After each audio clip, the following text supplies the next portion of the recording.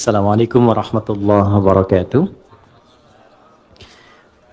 Alhamdulillah wassalatu wassalamu ala Rasulillah wa ala alihi wa sahbihi wa man walah wa ba'd. Teman-teman, tanpa kecuali yang pertama kita mengawali dengan bersyukur kepada Allah Subhanahu wa taala yang telah memilih kita untuk berada di tempat ini guna mempelajari sebagian dari tuntunan agama kita. Semoga keberadaan kita yang terpilih oleh Allah berada di sini di tengah kesibukan beraktivitas memberikan keberkahan lebih kepada kita semua dan mengantarkan kita pada kebahagiaan yang menyukseskan. Itulah kuncinya kenapa di setiap pembuka itu seringkali ada keluar kata Alhamdulillah. Jadi secara psikologi ketika diteliti, syukur itu lebih sering menghadirkan kebahagiaan. Nah, sekarang yang kurang dalam kehidupan itu seringkali adalah kebahagiaan. Dan kebahagiaan itu diingatkan oleh Allah itu 5 kali dalam sehari. Karena seringkali capaian-capaian, target-target kehidupan kita yang kita kejar itu mungkin bisa didapati, tapi boleh jadi dari setiap hal yang didapatkan belum tentu itu bisa melahirkan kebahagiaan untuk kita. Nah, kesuksesan yang melahirkan kebahagiaan itu disebut dengan falah namanya. Falah. Jadi ada falah, ada fauz, ada fariha, farah. Oke? Ini fauz nih turunannya ada faiz, fauzan, faizin. Itu artinya sukses. Ya. Bekerja sukses misalnya, ya. Belajar sukses, berkarir sukses. Itu disebut dengan faz. Orangnya faiz. Fauzan, faizin. Pemiliknya. Jadi kalau ada yang namanya fauzan, faizin, faiz, faizah, itu artinya orang yang diharapkan sukses dalam aktivitasnya. Tapi kesuksesan itu belum tentu melahirkan ketenangan, kebahagiaan. Tenang, bahagia. Jika ada orang yang dia merasakan ketenangan, kebahagiaan, walaupun mungkin tidak sukses mencapai apa yang ia tempuh dalam karirnya. Dia punya bisnis, dia nggak sukses, tapi perasaan bahagia aja, tenang aja gitu. Ya. Dia belajar, IPK pengen 4, jatuhnya 3,2 misalnya. Nggak nyampe, tapi tenang aja. Ya, sukses yang belum tentu didapatkan dari kebahagiaan. Farah namanya. Sifatnya Farhan. Farah Queen, jangan Muhammad Farhan. Ya, orang yang diharapkan bahagia dalam hidupnya. Walaupun belum tentu sukses. Oke, pilih mana? Kaya tapi gelisah atau miskin tapi tenang? Kaya tapi tenang. Oke. Ya, ya, yang malu-malu jawab pengen sebetulnya kan. Oke, nah Allah tuh maha tahu. Jadi nggak harus ditanya, Allah tuh maha tahu. Sebelum dijawab sudah diharapan, sebelum mimpi sudah dibangunkan. Makanya Allah bangunkan kita dari mimpi, naikkan harapan jadi kenyataan. Diingatkanlah 5 kali dalam sehari, ya kan? Padahal mandi aja 2 kali kan, makan 3 kali. Tapi untuk sukses dan bahagia 5 kali diingetin. Gabungan 2 ini disebut falah namanya. Dan ini, pengingat ini, 5 kali ini, tidak pernah berhenti dalam 24 jam. Diperdengarkan di telinga kita. Telinga, bahasa Arabnya itu udhun. Jamaknya, karena banyak yang punya telinga, dijamakkan adhan. Adhan. Kenapa adhan disebut adhan? Karena inilah satu-satunya panggilan di muka bumi yang didengar oleh orang yang masih punya telinga dan pendengaran. Itulah rahasianya kenapa waktu azan itu ada perbedaan di setiap tempat. Coba, kita sekarang di Tanah Kusir misalnya kan, geser dikit Tanah Abang. Beda kan waktunya kan? Terus Tanah Abang yang di Jakarta dengan Tanah Abang yang di Palembang, beda waktu kan? Palembang ada Tanah Abang juga kan? Ada, beda. Terus, kalau kita riset, itu semua tempat di bumi waktunya memiliki waktu khusus untuk adzan. Setiap tempat berbeda karena Allah mengizinkan lafaz adzan terdengar selama 24 jam di semua tempat. Dan cuma ini. Di mana ada agama yang punya panggilan kesuksesan, kebahagiaan, panggilan ritual, intelektual, fisikal sekaligus, diingatkan 24 jam dalam sehari. Dan ini pasti bukan buatan manusia, karena nggak ada satupun manusia membuat sebuah panggilan seperti ini. Mustahil. Nah, ini menunjukkan satu-satunya kebenaran risalah Islam. Tapi poinnya adalah, substansinya bukan karena azannya. Allahu Akbar, oh sholat nih. Ya. Poinnya bukan itunya, sholat itu wasilahnya. Dari kata silah, terkoneksi dengan kuat, yang tak terpisahkan. Kita kumpul sekarang, sifatnya disebut silah. Substansinya rahmat, kasih sayang, berbagi, ya.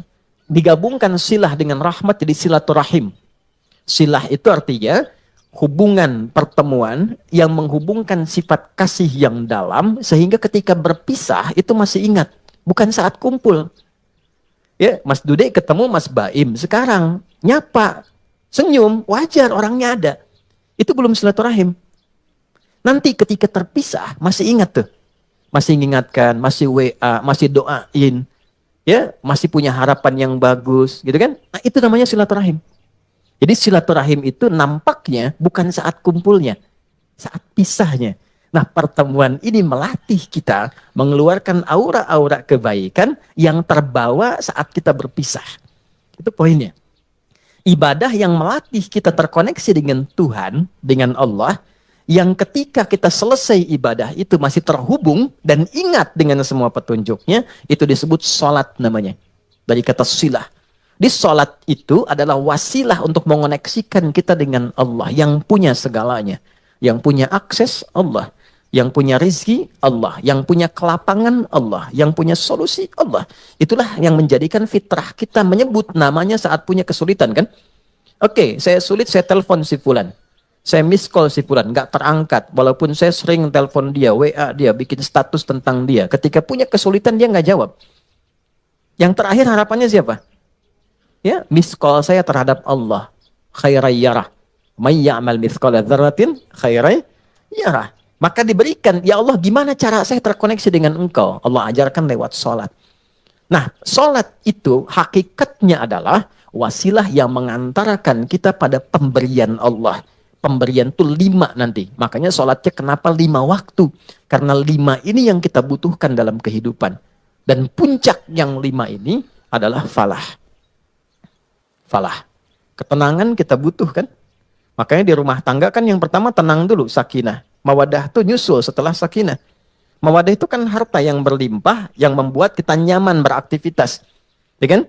Mau jalan, ada kendaraan. Di rumah mau ke toilet, nyaman. Mau sholat, enak. Mau tidur, enak. Itu mawaddah namanya. Tapi mawaddah tanpa sakinah, hampa. Dan sholat, faidah pertamanya adalah melahirkan ketenangan. Makanya orang itu kalau sholat, yang didapatkan pertama itu bukan jawaban doa. Tapi tenang. Saya ulang ya. Orang kalau sholat, kan doa kan? Dalam ruku doa, dalam sujud doa, berdiri dia berdoa. Tapi yang Allah berikan pertama kali bukan jawaban doanya. Yang Allah berikan pertama kali adalah ketenangan yang dihunjamkan pada jiwanya. Makanya baru wudhu aja, aura kita sudah berbeda. Nanti baru berdiri ke tempat sholat saja, rasa sudah lain. Begitu mulai bertakbir, ketenangan hadir.